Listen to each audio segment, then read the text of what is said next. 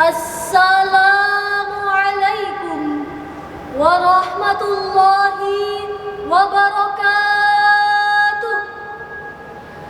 Alhamdulillahilladzi arsala rasulan mubasysyirin wa mundhirin wa da'iyan ilallahi bi'idnih wa sirajan munira. Allahumma shalli wa sallim ala sayyidina Muhammad. Allahumma salli wa sallim wa barik alaihi wa ala alihi. Dewan Hakim yang arif lagi bijaksana, serta hadirin sebangsa dan setanah air yang kami banggakan. Pertama dan paling utama, segala puji bagi Allah yang Maha Pengasih, tak pernah pilih kasih. Tuhan semesta alam, pemilik kerajaan langit dan bumi, yang telah memberikan nikmat dan karunia-Nya sehingga kita dapat sama-sama fastabiqul khairat. Ayyuhal hadirun rahimakumullah, perkenankanlah dalam majelis yang penuh keberkahan ini kami akan menyampaikan syarahan Al-Quran dengan tajuk Konsep Kesehatan Mental dalam Perspektif Al-Quran. Hadirin, saat ini 209 negara di dunia termasuk negara kita Indonesia tercinta ini sedang menghadapi tantangan yang tidak pernah terbayangkan sebelumnya. Masa yang berat bagi kehidupan kita. Bahkan pandemi corona ini telah membawa kesedihan dan kesulitan bagi kebanyakan masyarakat bangsa ini. Betapa tidak, dengan munculnya pandemi COVID-19 melanda negeri ini, menyebabkan masyarakat mengalami banyak dampak yang mengakibatkan roda pembangunan terhambat. Di antaranya adalah Dampak kesehatan, dampak ekonomi, dampak sosial, dan juga pendidikan, serta langkanya alat pelindung diri seperti masker dan hand sanitizer.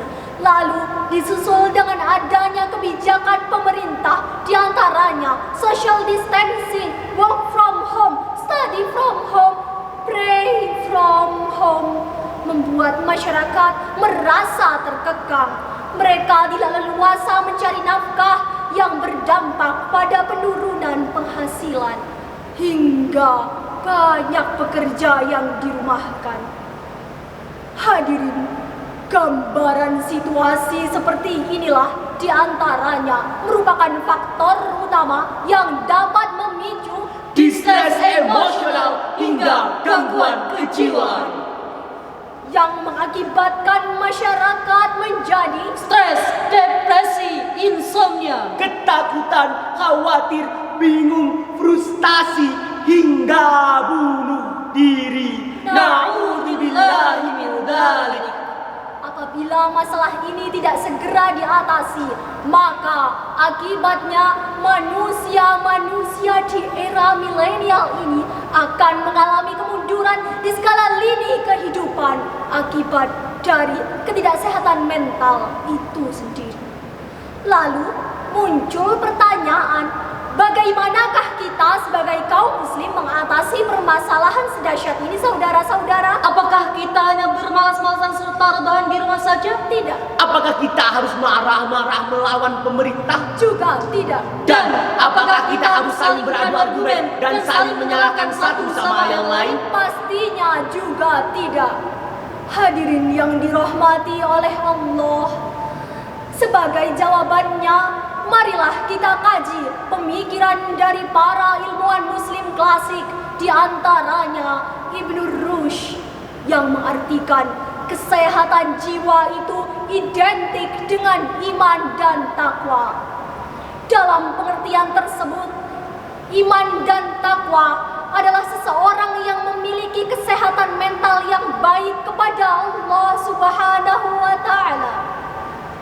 Tegasnya, Ibnu Rushd mengatakan, iman dan takwa adalah jiwa mutmainnah atau rasa tenang, tentram, dan bahagia apabila orang tersebut melakukan akhlak yang mulia. Senada dengan ungkapan Ibnu Rushd, Allah Subhanahu wa Ta'ala berfirman dalam Al-Quran surah Al Imran ayat 110 yang berbunyi, A'udzu billahi minasy syaithanir rajim.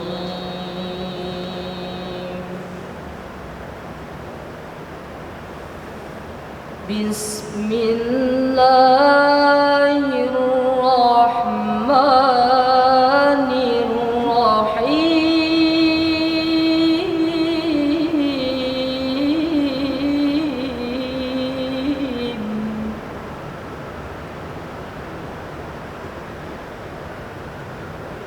Kuntum khayra ummatin ukhrijat linnasi ta'muruna bil ma'ruf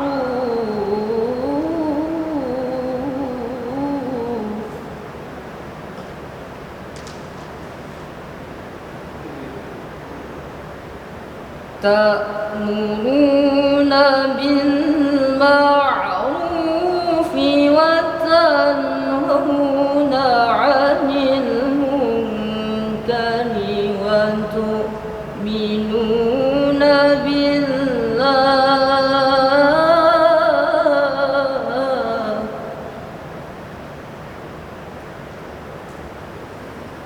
Walau amana ahlul kitabi lakana khairan lahum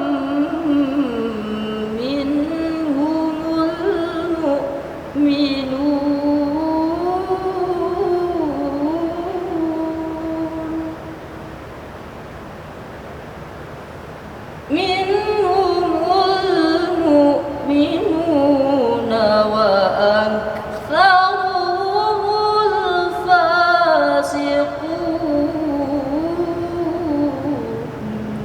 Aku berlindung kepada Allah dari godaan setan yang terkutuk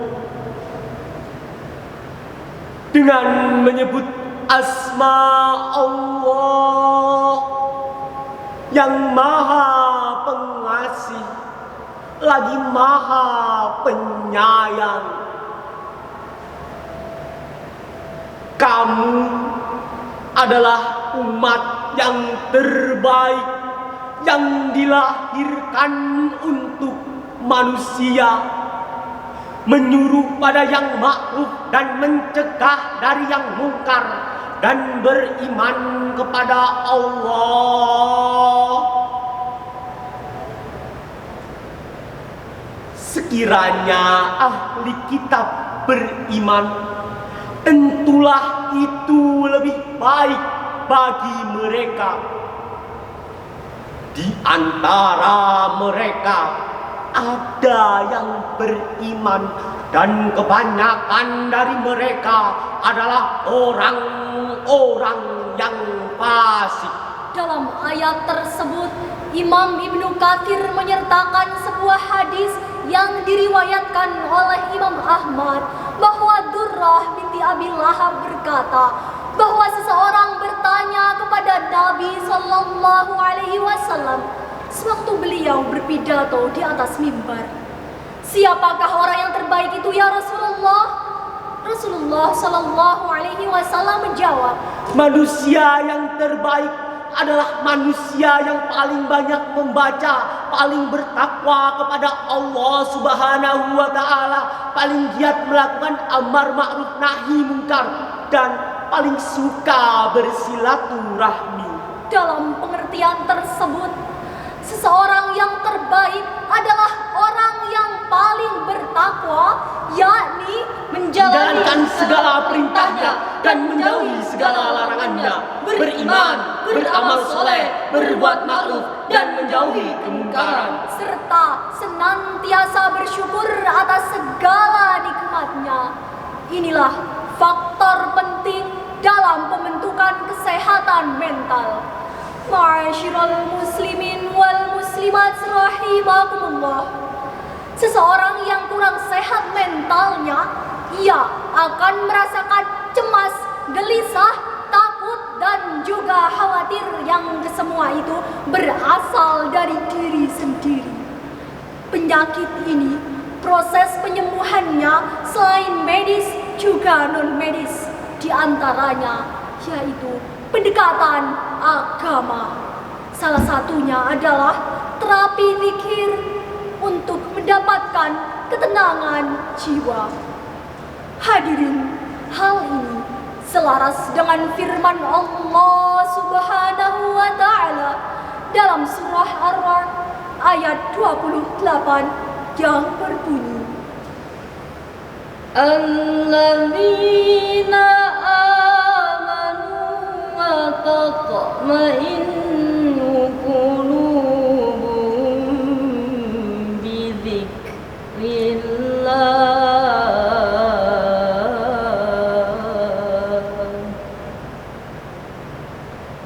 Ala bi dzikrillahi tatma'innul qulub.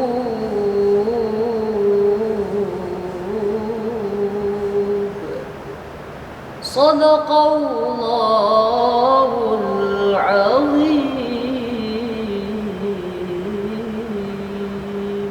Yaitu orang-orang yang beriman dan hati mereka menjadi tentram dengan mengingat Allah. Ingatlah, hanya dengan mengingat Allah lah hati menjadi tentram. Maha benar Allah atas segala firman-Nya. Dalam ayat tersebut menjelaskan bahwa seseorang yang mengingat Allah, maka hati mereka akan merasakan tenang dan tentram.